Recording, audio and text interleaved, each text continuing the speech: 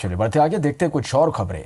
ऐसे तो सरकार और सरकारी तंत्र विकास के लिए कार्य योजना तैयार कर काम को अंजाम तक पहुंचाने की कोशिश करते रहते हैं, लेकिन विकास यात्रा में कोई कंधा मिलाकर चलने वाला मिल जाए तो रफ्तार और दुगनी हो जाती है। और एनएमडीसी ने हमेशा यही काम किया है। दंतेवाड़ा दूरस्थ इलाकों से जिला मुख्यालय को जोड़ना हो या ग्रामीण क्षेत्रों में सड़क पुल पुलियों का निर्माण, एनएमडीसी हमेशा सीएसआर के जरिए काम करता रहा है। प्रदेश के दूसरे हिस्सों से जोड़ने वाला डंकनी नदी पर बना विशालकाय पुल एनएमडीसी की योगदान और दंतेवाड़ा के विकास की कहानी खुद बयां करता है।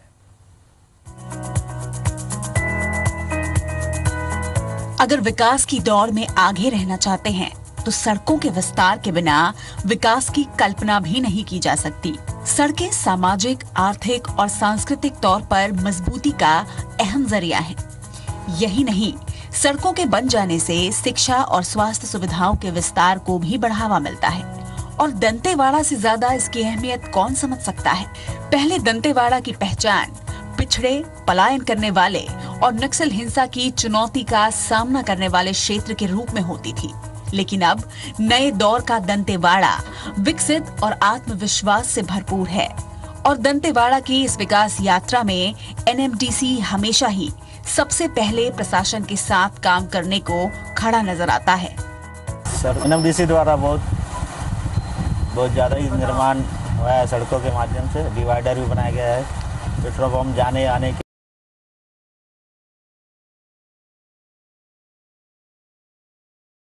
एनएमडीसी और इस क्षेत्र में बहुत लाभ मिल रहा है लोगों को सड़क के द्वारा।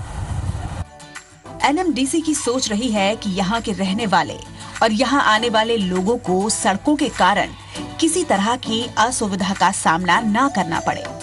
दंतेवाड़ा जिला मुख्यालय में देवी दंतेश्वरी का मंदिर होने के कारण दंतेवाड़ा की अहमियत और बढ़ जाती है।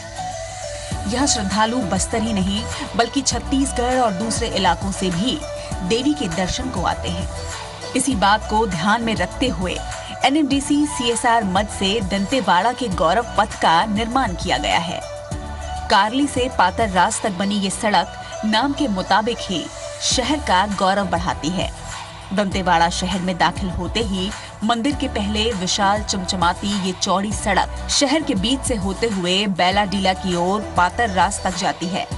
एक बड़े शहर का अनुभव, जैसी दंतेवाड़ा हम पहुंचते हैं तो हमें लगता है कि हम एक अच्छे बड़े शहर में पहुंच गए हैं। सड़कें पिछले कई सालों से बहुत खराब थी, लेकिन एनएमडीसी के गौरवपथ निर्माण के बाद से सड़कों की स्थिति पहले से काफ़ी बेहतर है। लाइटिंग वगैरह भी की गई है, जो इससे एक महानगर वाली फीलिंग हमको आती है। दूसरी ओर बस्तर का प्रमुख आराध्य धाम होने और एशिया की सबसे अच्छी लौह खदान में से एक बैलाडीला के जिले में होने की वजह से दंतेवाड़ा प्रदेश के मानचित्र पर व्यापार और धार्मिक रूप से अहम स्थान रखता है। दंतेवाड़ा से बैलाडीला तक जाने में डंकनी नदी से होकर गुजरना होता है और इस नदी पर बना पुल सालों पुराना और बेकार हो गया था। जरूरतों को ध्यान में रखते हुए एनएमडीसी ने सीएसआर के जरिए इस नदी पर 5 करोड़ 25 लाख रुपए की लागत से विशाल पुल का निर्माण करवाया है। इस पुल से गुजरते हुए ही दंतेवाड़ा में हो रहे विकास का अनुभव होने लगता है। इसी पुल से होकर दंतेवाड़ा शहर और देवी दंतेश्वरी के दर्शन को सैकड़ों की संख्या में श्रद्धालु और सैलानी हर साल पहुंचते हैं। साथ ही बैलाडीला की खदानों से निकलने वाले लौह अयस्क का परिवहन भी इसी पुल से होता है।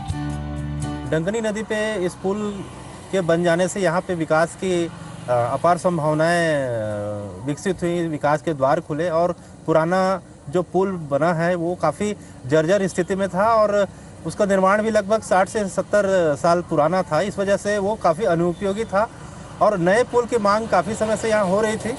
इस पुल के बन जाने से दंतेवाड़ा बचेली में जो भारी वाहन आना जाना करते थे, पहले दिक्कतें होती थी, तो वो सुविधा हुई और वास्तव में विकास के दृष्टिकोण से तो ये पुल अति आवश्यक था। वर्षों पुरानी जनता की मांग थी।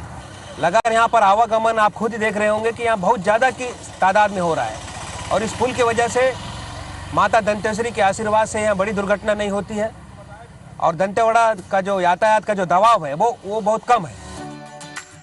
दंतेवाड़ा के अधोसंरचना विकास में एनएमडीसी के सीएसआर भूमिका की अहमियत का अंदाजा इसी बात से हो जाता है कि सड़क के निर्माण से अब ग्रामीणों की हाट बाजार और जिला मुख्यालय तक पहुंच आसान हो गई है। एनएमडीसी विकास की दिशा में पूरा ध्यान केंद्रित कर सड़कों के निर्माण कार्य को अंजाम दे रहा है।